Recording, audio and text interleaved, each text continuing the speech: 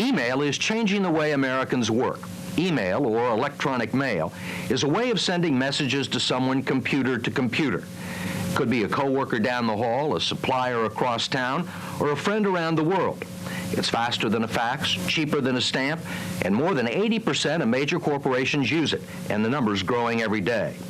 It's become the preferred medium for gossip and jokes and the latest workplace rumors.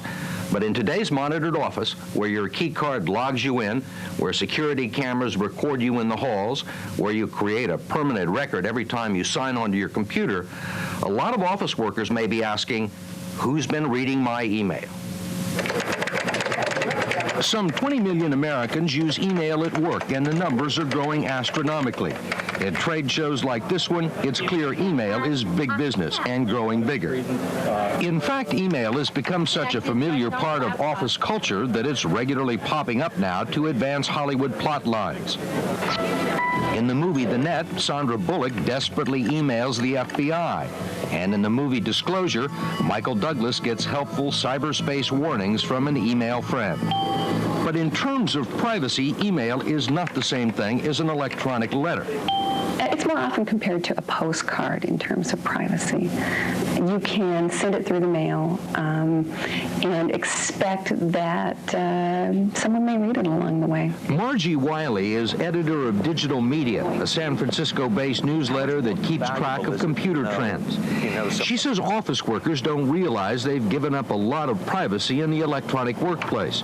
And part of the problem with email, she says, is the casual, familiar way people use it. You know, you're sitting in front of this screen, you're typing. It seems extremely personal. It's this communication between you and one other person, and there's nothing personal about it. You may as well be standing on the rooftop shouting for the number of people who can get their hands on that. Most employees sitting at their office computers have no idea that everything they type or receive over email can be fair game for a prying employer. In spite of personal passwords and privacy boxes, most computer system administrators can help themselves to any file in the system, and there's very little law to protect employees' cyberspace privacy. After all, it's the company's system, and there's nothing illegal about bosses going through company files. And they do. One survey of 500 managers found that 36% of them admit that they read their employees' email. It's not illegal,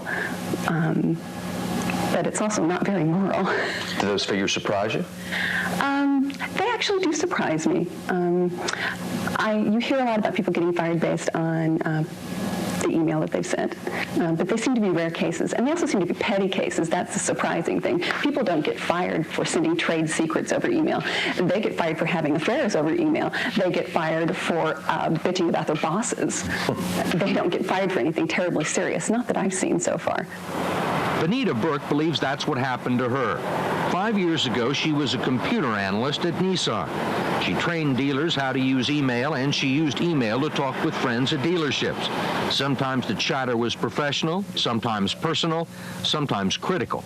I was talking about my role as an analyst and as a systems analyst, and I had referred to my boss as quote unquote a numbnuts. And having the benefit now of hindsight, I find that to be a very gracious estimation. And that email message ended up on your boss's desk? That and every other email that I had ever written. Bourke says she believed her email was private, protected by her secret password. Your impression was this was a secure system that was designed to protect your privacy. It wasn't just my impression, it was also what we were told during the training session. Vis-a-vis, we were told that was the purpose of the password. Were you angry? My God, yes. How dare they was my initial, my gut reaction. How dare they? But at the same time, I was scared and confused because while that was my gut reaction, you know, I wasn't exactly sure of what rights I had, if any, in this context. As it turns out, almost none. Bourke, along with a coworker, Rhonda Hall, filed one of the first email privacy suits against Nissan. A few days later, both were fired. Then, to make matters worse, they lost their case in court and then lost on appeal. We wanted to talk to Nissan about the case, but they declined to be interviewed. So we went to Victor Pera, who is president of the Electronic Messaging Association, which is made up of more than 500 email suppliers and corporate users. Understand this, when you use email, you are in fact using an asset of a corporation, and the company has a right to protect that asset. And it's not just email. The same holds true for telephone voicemail. Do companies have the right to monitor voicemail? Voicemail, just like email, is an asset of a company, and companies have to ensure that that asset is being properly utilized. What you're saying is that legally the computers or the telephone answering systems belong to the company.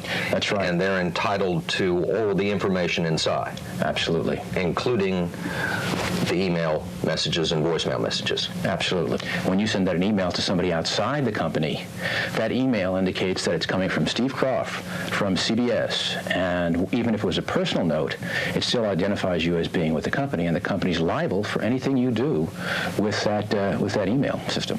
Para says he doesn't support random snooping, but there can be good reasons for reading employee mail. Everything from protecting trade secrets to preventing sexual harassment.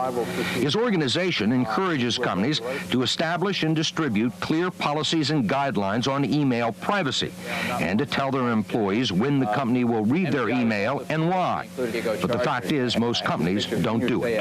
I've been with CBS News for 17 years. I know of no policy that CBS News has regarding email or voicemail. What does that probably mean? Are you at risk? Yes, you are. It's probably smart for me to assume that they have the right to look at my email and monitor my voice messages. Right.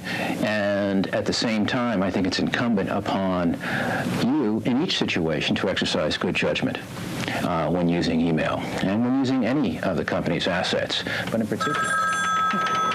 Beth Gibbons, who runs the Privacy Rights Clearinghouse at the University of San Diego, says corporate snooping is as old as the workplace itself. Back in the early part of the 1900s, Henry Ford is said to have had a team of 100 investigators who would go out and visit unannounced the homes of his employees, and they would check to see, are they good, married, church-going folks? Do they not drink? You know, are they law-abiding citizens? That sort of thing. So there's always been employee monitoring. This is not new. This is not new. Yeah. If everything you've heard so far is enough to send you into work Monday morning intending to delete anything that might be embarrassing from your computer, don't bother. Most companies' email systems make backup copies of everything you've ever sent or received. The delete button may make things disappear from your screen, but they're still in the system somewhere. I'm just going to take you through the emails. Last summer at the Senate Whitewater hearings, former White House assistant Linda Tripp was confronted with email resurrected from an electronic trash pile. I believe these come from what are called dump files, which is to say some repository deep within the system, and there's some magic that certain consultants can perform to bring this stuff up even after it appears to have been, it is no longer in daily use. And it is not just White House aides who have had their mail retrieved by computer magicians. John Jessen is a pioneer in the field of computer forensics, a cyberspace detective who has made a career from the fact that computer information almost never goes away. And this was found in the seller's computer. His profession is reading other people's email. Another example. His company, Electronic Evidence Discovery, has searched computer files in hundreds of legal cases and found plenty of digital smoking guns in the company files.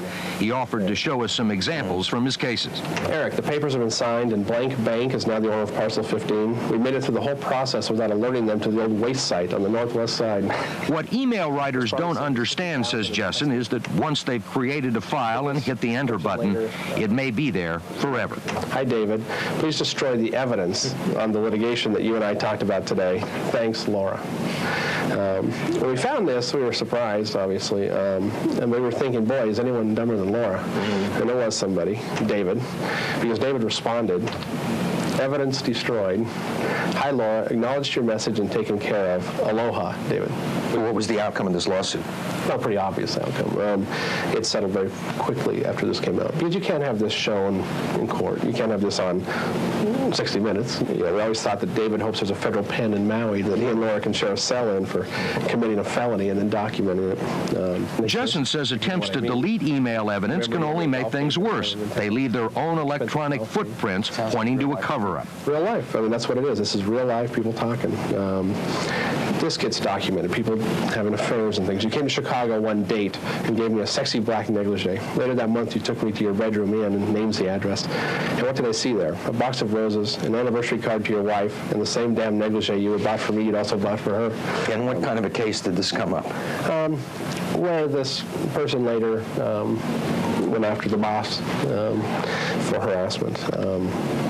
This actually helped the boss because she had been involved in the affair. But Companies back up and save nearly everything. And Jessen says even if company policy promises email privacy, there's no guarantee that employees' email won't someday be subpoenaed as part of a corporate lawsuit, with disastrous results. they talk about who's doing what, who's doing who. They talk about office affairs. They talk about business transactions. People who aren't involved in them speculate about them, and that's a danger. How many bosses, how many employers are sitting out there watching this, learning of capabilities that they didn't know existed? Lots. How many people are going to say, well, I can really find out all of this stuff? I can see what they're saying about me. It's not uncommon to speak to people about these issues, and they get this deathly pale it comes over them. I typed something last week. Is it still around? Yeah. It's a fear we all share. Digital media's Margie Wiley believes that technology has outpaced the law and that Congress may be incapable of catching up.